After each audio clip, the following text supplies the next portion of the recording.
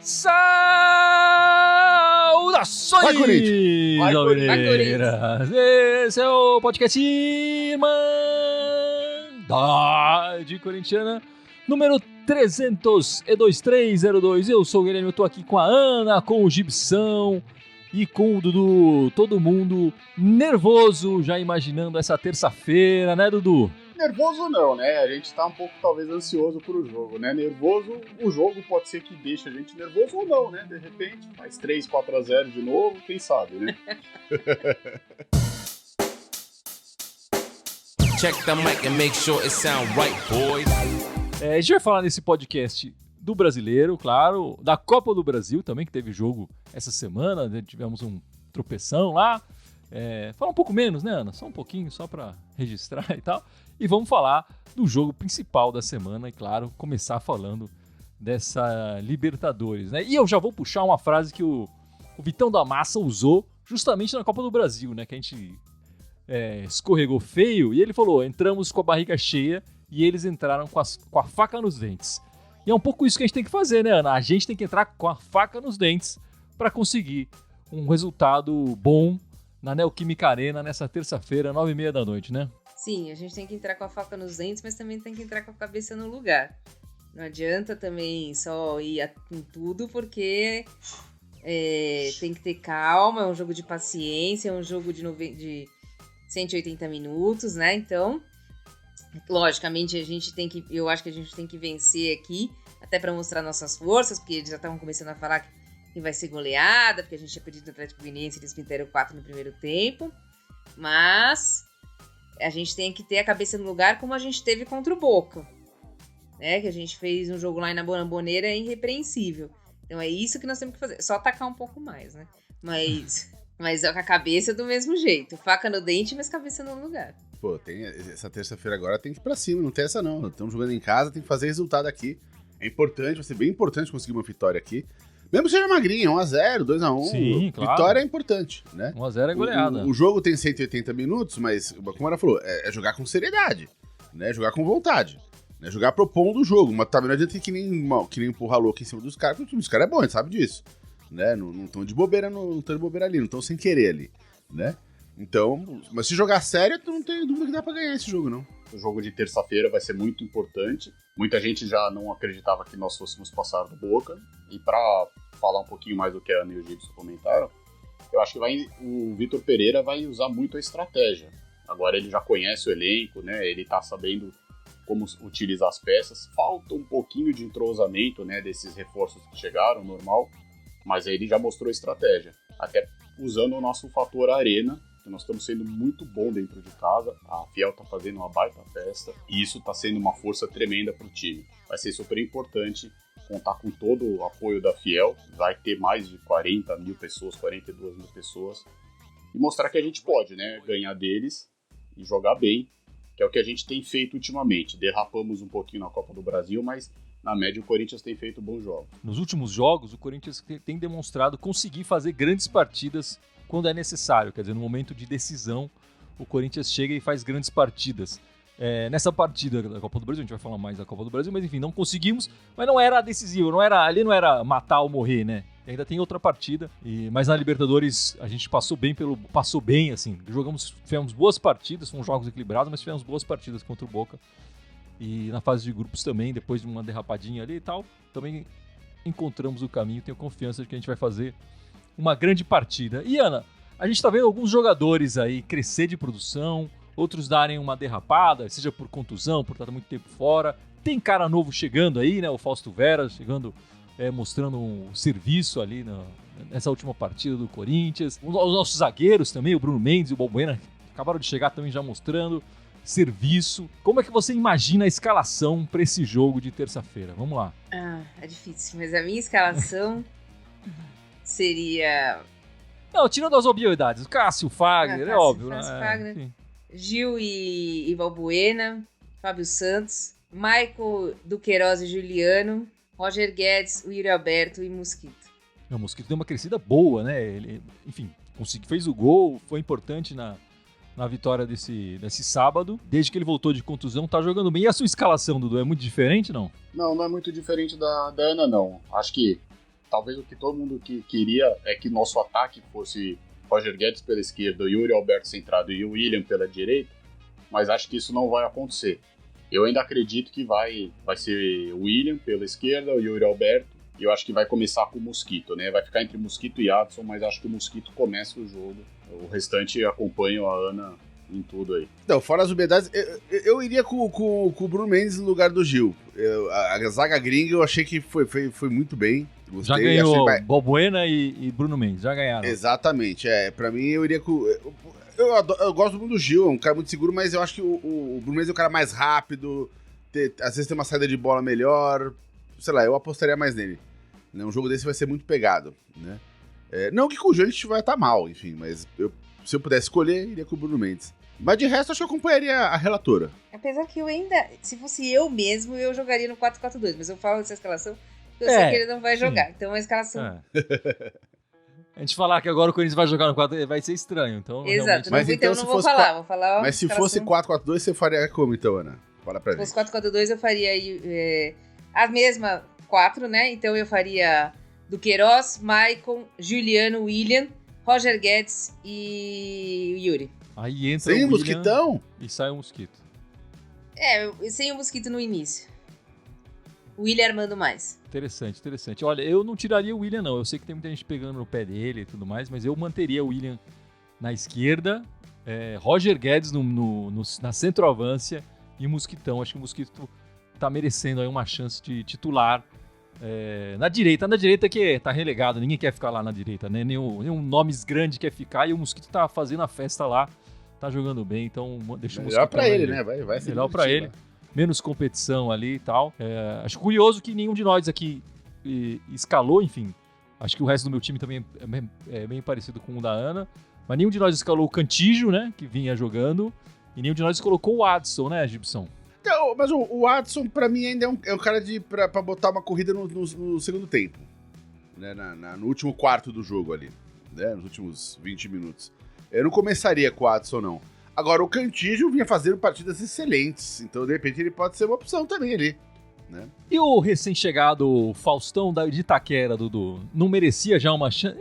Um jogo e meio ali que ele fez e tal? Não, merece, né? Pelo jogo que ele fez ontem, foi muito, muito bem. Aliás, se ele jogar assim, acho que ele nem vai ficar muito tempo no Corinthians, né? O que surpreendeu é que ele finalizou bastante, acho que foram 5 finalizações ontem dele, mas é uma opção pro segundo tempo, né, também. Ele tem sempre utilizado as substituições, então assim, a gente sabe que vai começar com 11, mas não são aqueles 11 que vão terminar. Ele tem feito essa variação, mesmo que comece com o Roger Guedes, provavelmente o Yuri Alberto vai entrar também, vai depender muito do jogo, do que acontecer.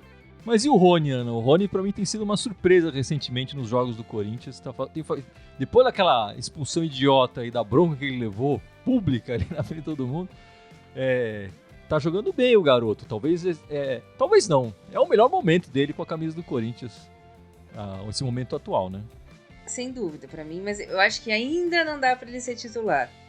Eu acho que ele, se a gente tiver ganhando, por exemplo, de uns 2-0, assim, tipo, dá pra ele entrar e fechar. Agora eu posso responder o que você perguntou antes?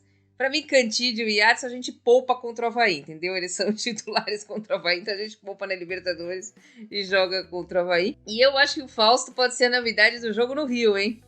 Ele como titular no jogo no Rio. É bom, assim, que eu ia falar, é bom, porque agora a gente tem pelo menos 2 formações de meio de campo que a gente consegue fazer bons jogos. Com a chegada do Fausto e a melhora do Rony, e a melhora do Cantídio, que já é anterior à do Rony, a gente consegue fazer formações de meio de campo que a gente consiga manter o nível, tanto no Brasileiro quanto nas Copas. Bom, meus amigos, vamos falar do Brasileirão, então, né? Fizemos ontem o jogo contra o Botafogo, ganhamos de 1-0, o gol do Mosquito. Nosso brasileiro mantivemos o segundo lugar, né? A 4 pontos da liderança do 100 Mundial. Terminado o primeiro turno, né? O Corinthians foi o melhor mandante do primeiro turno do Brasileirão 2022. É o único time que não perdeu em casa, não perdemos nenhuma partida. 9 jogos, 6 vitórias, 3 empates, 0 derrotas.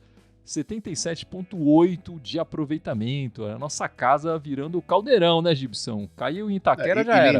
Lembrar de um dado importante, né? Todos os times que estão ali na frente da tabela jogam com a gente na nossa casa, no segundo turno agora. No segundo turno, né?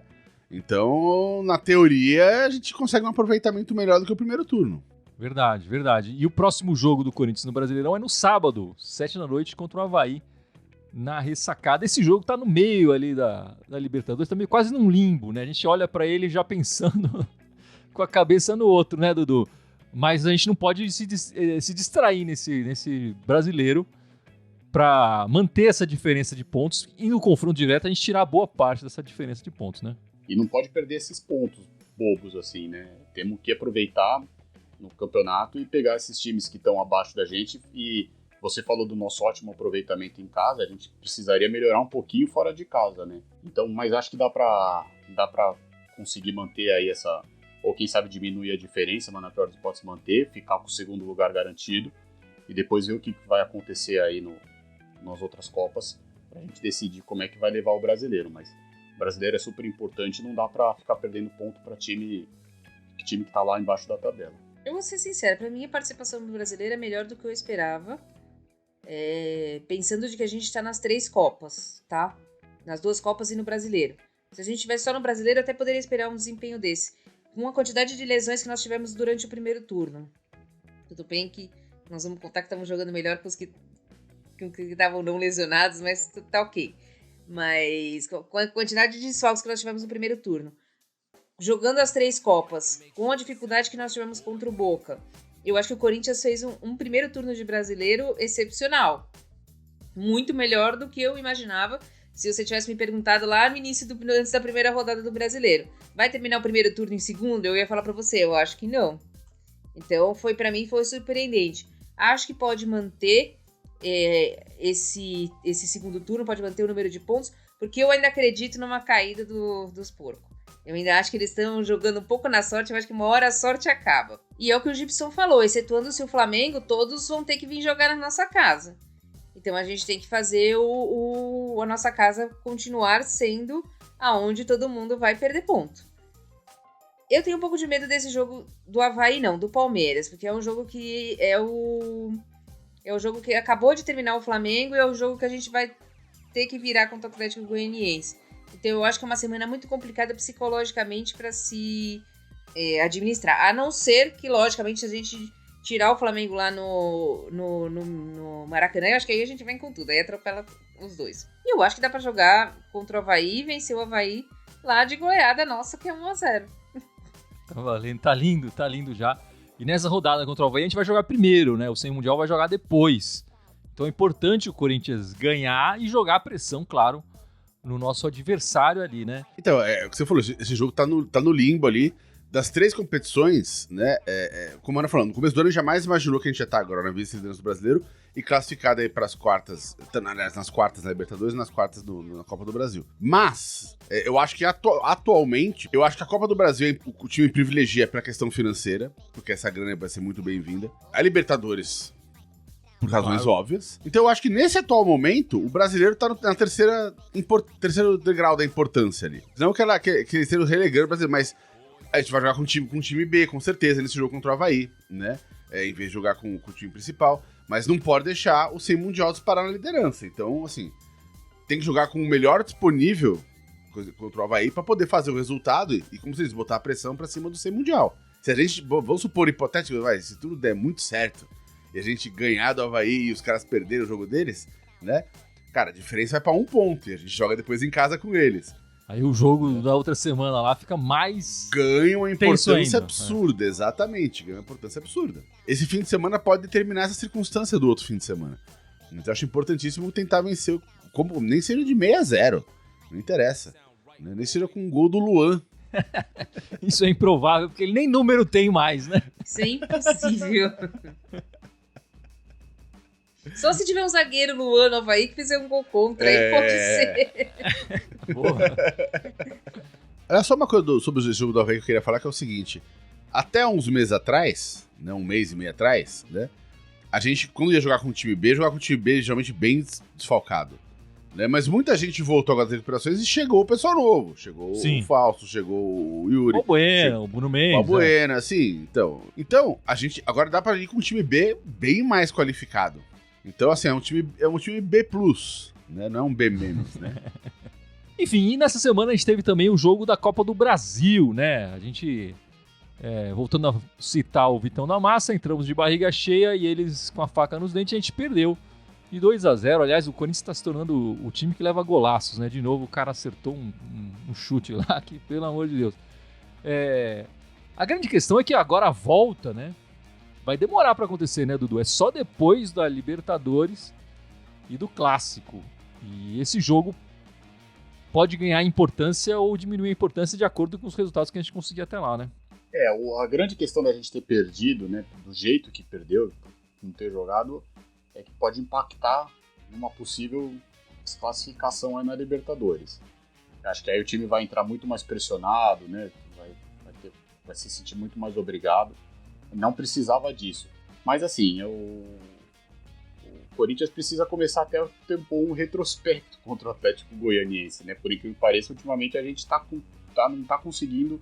É um time que parece que sabe enfrentar o Corinthians. Vai ter que jogar com raça, vai ter que mostrar determinação e fazer, né, o placar adverso, que, se eu não me engano, o Corinthians não faz desde contra o rival, né, de Goiás. Se eu não me engano, reverteu um placar grande assim na Copa do Brasil, que foi 2008. Mas vamos esperar, tem muito tempo para até lá. Depois de tanta luta, tanta coisa, lutou contra o Boca, vai lutar contra o Flamengo e vai ser eliminado contra o Atlético Goianiense. Sinto muito pelo Atlético Goianiense, mas estou falando de tradição de um time ou de outro. O Corinthians tem que vir aqui fazer 2-0 no mínimo para levar para as penalidades. É o que eu torço, é o que eu espero, independente do que acontecer na Libertadores e no Campeonato Brasileiro. Eu vou dizer assim, ficou barato pra gente 2-0. O jogo que a gente fez lá, eles perderam muito gol. Esse placar poderia ter sido bem maior, poderia ter sido 3, 4 fácil. Aí eles teriam liquidado a Copa do Brasil. Agora, 2, dá pra fazer 2 aqui, levar pros pênaltis. Eu acredito que dá até fazer 3 se classificar, né? Não tem por que não. Jogando em casa, a gente tá, como você falou, a gente tá jogando forte em casa, né? É difícil ter uma partida ruim em casa, né? E vai ter que entrar com a faca no dente. Tentar já marcar um gol logo no começo pra já diminuir a pressão, já deixar os caras nervosos, tentar estabilizar o time deles, né? Porque se for tentar deixar pra resolver nos últimos 20 minutos de partida, aí fica difícil. É complicado. Mas vamos lá. O Cassião atingindo números expressivos cada vez mais, né, Gibson? Teve festa pra ele no sábado. Enfim, já é o terceiro maior jogador com mais jogos na história do Corinthians. Agora são 604 jogos. É que mais 2 semanas que ele vai chegar a ser o segundo, porque é o Luizinho com 606, né? Se tudo funcionar certo, no próximo jogo da Libertadores lá no Maracanã, ele já deve atingir essa marca de ser o segundo jogador com mais jogos e tal. E lançaram aquela bela camisa, né? Em homenagem a ele, com os dragões lá nos números e tal. Enfim, muitas homenagens e todas elas muito justas, né, meu amigo? Não, nem dúvida, pô. Cara, 10 anos de história do cara no time, né? 13, né? Quando ele entrou em 2002, já estamos em 2022. Esse é o 13º já. 11º, aliás. Acho até pouco, tinha que ter mais homenagem ainda. Bom, daqui a 2 semanas vai ter de novo, né? Que ele vai ser o segundo maior. E aí, provavelmente, vai ser muito difícil ele alcançar, né? O Vladimir. O Vladimir tem lá 800 e tanto, né? Que ele 806. Tem. Mais então, 200 jogos ele quer fazer. Então, aí já vai ser muito difícil.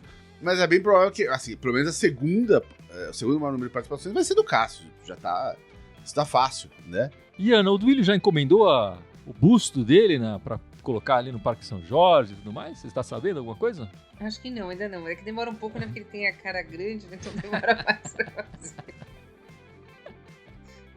Mas sem dúvida eu acho que ele vai ter. Vai ter essa homenagem. Eu não sei se vai ser agora enquanto ele tá jogando, se vai ser depois que ele parar, mas eu não tenho dúvida nenhuma que ele vai ter essa homenagem. Aliás, eu vi uma reportagem falando que a mulher dele falou que o sonho dele era ter um mosaico da torcida com o nome dele, igual ele teve ontem, né? Então, tipo, acho que deve emocionar demais Mas não a ponto dele não conseguir fazer aquela defesa nos últimos minutos. Ele ficou emocionado, mas ele tava concentrado. Uma profissional ali. Exato. E hoje o Corinthians lançou mais um pouco da camisa, mas já acabou também, então não adianta muito. E não lançou a preta, Gui. Não lançou a preta, era só... Tô de olho nessa camisa preta aí, Dudu. O gigante, né? Gigante. Enfim, você é fã do cara, eu também sou, mas impressionante. Acho que ficar falando aqui do Cássio não vai fugir muito disso, né? Porque, volto a falar, você vê que dificilmente ele se envolve em confusão, né? Tanto dentro e fora de campo. Tá sempre dando a cara pra bater, né? Um excelente profissional. Falei, foi muito legal a homenagem na sexta-feira, né? Que até chamaram lá o Tom Brady. Falou lá da lenda, falou nosso camisa 12, né? Foi muito bacana. Eu acho que é tudo que ele... Não que ele queria, mas acho que nem era o que ele estava imaginando, que ele falou, né? Que ele, não sei, deixo isso para o pessoal da assessoria, não fico pensando nisso. Você vê até, eu acho que a questão do profissionalismo dele, né? Ele tá sempre tão centrado, tão querendo treinar. Impressionante como ele começou talvez um pouco mal o ano, mas, pô, o que ele tá fazendo agora? Tá voando em campo, sabe? Nós vamos jogar essa semana na Libertadores por causa dele, né? Não que os outros não tenham a participação, mas impressionante o que ele fez naquele jogo na Bombonera. Eu acho que o Cássio chega nos 700 e poucos jogos com a camisa do Corinthians. 800 eu acho complicado. Ele tá com quantos anos? Alguém consegue ver aí? 37? 30? Ele deu uma entrevista que ele queria jogar até os 40, não foi isso? 35, ele é de 87. Ele tem contrato até dezembro de 24, né? Se você imaginar aí que a gente, né, faça aí 50 jogos por ano, que normalmente dá mais, são 6 jogos, com o restante do brasileiro mais 37, né, ele vai chegar, acho difícil ele chegar no Vladimir, mas também acho que ele nos 700 ele chega, quer dizer, ele passa dos 700 e passa até com uma tranquilidade aí dos 700 jogos, deve bater uns 740, 750 jogos aí. Mas 35 até que ele tá mais novo, então, do que eu imaginei, né? Eu pensei que ele tivesse 36 também. Se botar 50 jogos por ano, ele falou que ia jogar até os 40, é que é a questão, né? Se ele vai conseguir chegar jogando as categorias com um nível, ou vai ficar que nem o mito lá do time da Vila Leonora, como diz o Dudu, né? Que ficou jogando lá anos fazendo só cagada no gol. Né? Aí não pode. Então, exatamente. Assim, eu prefiro que ele não passe o número do Vladimir, mas se aposente em alto nível do que ficar fazendo presepada no final, né? E Ana, o Faustão de Itaquera chegou e jogou logo em seguida, né? O Fausto é o 16º jogador contratado na gestão do Ilho, né? Vamos lembrar aqui o Juliano, o Renato Augusto, o Roger Guedes, Carlos Miguel, o João Pedro, o William, Paulinho, Bruno Melo, Bambu, Ivan, Júnior Moraes, Maicon, Rafael Ramos, Yuri Alberto Balbuena e o Faustão de Itaquera. Tem umas bolas fora ali, mas a maior parte é bola dentro, né, Ana? Eu acho que a maior parte é bola dentro, mas eu fico pensando, que eu até coloquei pra vocês essa semana, é se a quantidade de medalhões que a gente contratou, se a gente tivesse contratado a metade, a gente economizaria muito dinheiro e eu acho que em campo não estaria fazendo tanta diferença assim.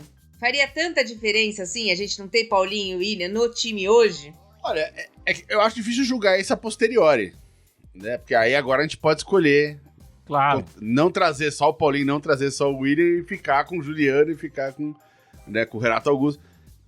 Talvez na época o Paulinho tenha sido menos questionado do que qualquer outro lá. Mas... Então eu acho que a gente nem chegou. O Paulinho, tô falando especificamente do Paulinho. O Paulinho a gente nem chegou a ver ele, tipo, ele devidamente em forma, jogando, integrado assim, no ritmo certo de treinamento, jogando a Vera. A gente nem chegou a ver isso.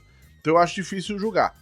O William, por sua vez, fez partidas muito boas e tem feito algumas partidas fracas ultimamente. Então é difícil, assim, mas eu acho que na época valeu a pena trazer ele, sim. Se nós estivéssemos bem, com um time mais consistente ano passado, né, eles não viriam.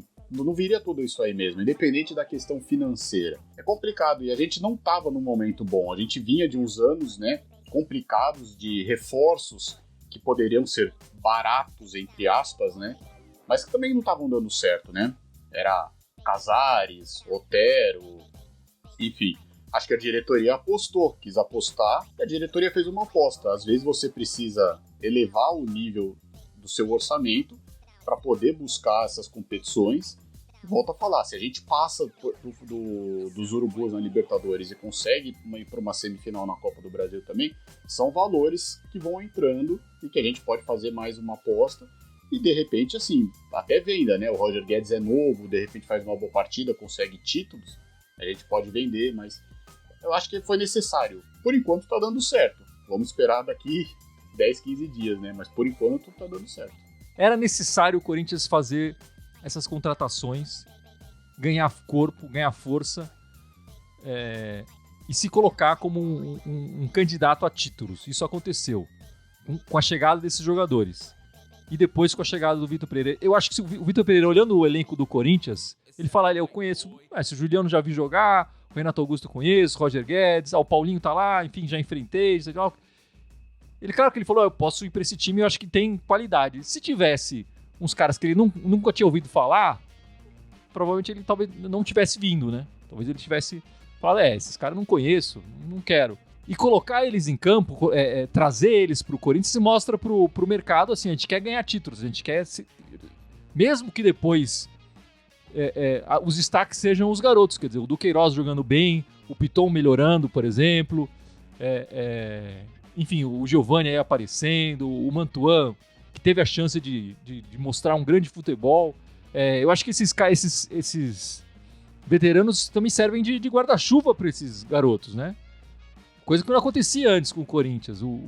A gente estava há pouco tempo atrás, o Mosquito estava carregando o time, né? Os resultados bons era quando o Mosquito conseguia fazer alguma coisa lá. Enfim, então acho que foi necessário para o Corinthians mostrar para os outros times e para o mercado em geral que queria alguma coisa a mais, né? E conseguiu. O Corinthians tem conseguido resultados importantes aí. E as finanças do clube, Gibson? Teve mais um balanço ali que o Corinthians está no azul de novo, né? E teve o acordo da Caixa também. Não, então, essa semana, duas notícias boas para a finança do clube, né? A primeira delas, finalmente saiu o acordo com a Caixa, né? Sobre a questão de como vai ser equalizado o pagamento do restante do financiamento que a Caixa fez da Arena, né? E um acordo que foi celebrado como muito positivo, porque o prazo foi estendido, um prazo maior, né? Para pagar.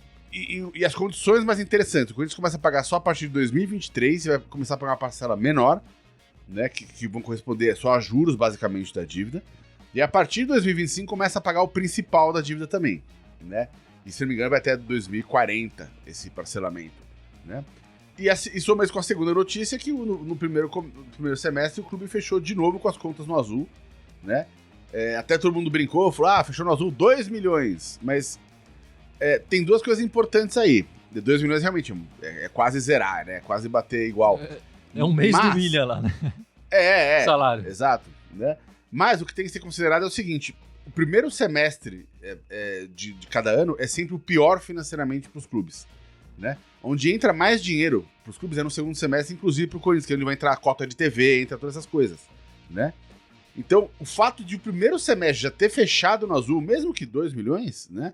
Já é muito positivo. Então a expectativa é que no final do ano consiga fechar com bem mais positivo do que isso. Levando em conta que o Corinthians já bateu as metas todas que tinham estabelecido para esse ano em termos de classificação nos campeonatos. Tudo isso traz mais prêmios, traz mais retorno para o clube, mais visibilidade, enfim. Mas a ideia é que no fim do ano o Corinthians vai chegar então com um caixa, assim, sobrou um pouco mais de dinheiro no fim do ano. Isso sem deixar nada pendente do que tem que ser pago. Então, essas notícias todas, assim, o Corinthians nos últimos anos, né, vinha num déficit absurdo, a dívida explodindo e completamente fora de equação. E a sensação que dá é que, assim, não só estancaram a ferida, né, parou de sangrar, como tá sobrando um pouquinho pra já ir abatendo o que tá devendo. Então, claro, a dívida é alta, claro que a dívida é alta, mas quando tá sob controle, fica tudo mais fácil de você planejar, de você se organizar. O próximo presidente, né, seria aquele quem for, se ele mantiver o mesmo grau de bom senso, né, o clube vai estar num caminho um caminho sustentável, um caminho bacana. E o importante, né, com a equipe competindo, disputando os campeonatos, né? Não tá ficando no azul 2 milhões, mas a equipe tá em 16º brigando para não cair, entendeu? Sem dúvida. Ano que vem, por exemplo, a gente sabe que tem jogadores aí que estão por curto prazo, ou por causa da guerra, enfim, etc. Tem jogadores que vão sair, aí, ou talvez se quiser ficar vai ter que desembolsar uma grana. Ano que vem vai mudar um pouco a circunstância, né? Mas é melhor entrar no ano que vem com caixa em dia e sobrando um pouquinho de grana do que entrar apertado, né? E Ana, as meninas vão voltar a jogar essa semana, não é isso? Vamos voltar, dia 3 de agosto, é a penúltima rodada da fase de classificação do Campeonato Brasileiro, é Corinthians e SMAC, na Fazendinha, 3 de agosto às 8 horas, então é quarta-feira, às 8 horas da noite, quem quiser acompanhar, a TV Corinthians vai passar, eu acho que é o único lugar, e quarta-feira à noite não é horário de futebol feminino na televisão. É a penúltima rodada, já a estreia de algumas outras jogadoras. A reestreia da Vicky Albuquerque, da Luana. A Erika acho que ainda não volta, mas eu acho que vai ser um time mais qualificado. Algumas meninas foram campeãs ontem da Copa América, né? A Adriana, a Gabi Portilho e a Tamires. E a Liana Salazar foi vice. Então vai vir todo mundo aí empolgado. Eu acho que o SMAC é um dos times que estão na parte de baixo da tabela. Eu acredito que é uma vitória fácil do Corinthians aí. Para reencontrar a torcida. Importante, a volta da machucada Gabi Zanotti, porque se o masculino sofreu, o feminino também sofreu bastante. A goleira Tainá Souza também voltou a treinar. Nós estávamos com 4 goleiras machucadas. Tava a bruxa solta no departamento médico do Corinthians, tanto masculino quanto feminino. Agora tudo volta assim, voltar ao normal, assim.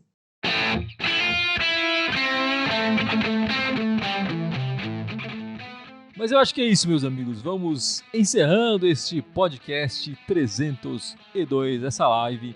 Mas não sem antes a tradicional lembrança do Gibson nas nossas redes. Por favor, meu amigo. Aí, vambora. Estamos ao vivo aqui hoje só no Facebook e no YouTube. Mas temos também o Twitter, Instagram, SoundCloud, iTunes, Deezer, Spotify, Telegram e TikTok. Todos eles Irmandade Corintiana com TH, só no Twitter que é Irmandade Timão. E Dudu, a Irmandade, qual é a programação da Irmandade essa semana? Nós vamos estar numa live pós-jogo, terça-feira, né? O Corinthians joga terça-feira, 9h30. Depois, sabadão, nós vamos também entrar umas 9 e pouco da noite, que a gente joga às 7 horas contra o Avaí. E o tradicional podcast, domingo às 7. Essa semana aí, então, mês de agosto, 3 dias da Irmandade começando aí, pra vocês não enjoarem da gente. Muito obrigado pela participação. Espero vocês todos nas lives durante essa semana toda. E sempre com o Coringão ganhando, né? Muito obrigado e vai, Corinthians! Vai, Corinthians!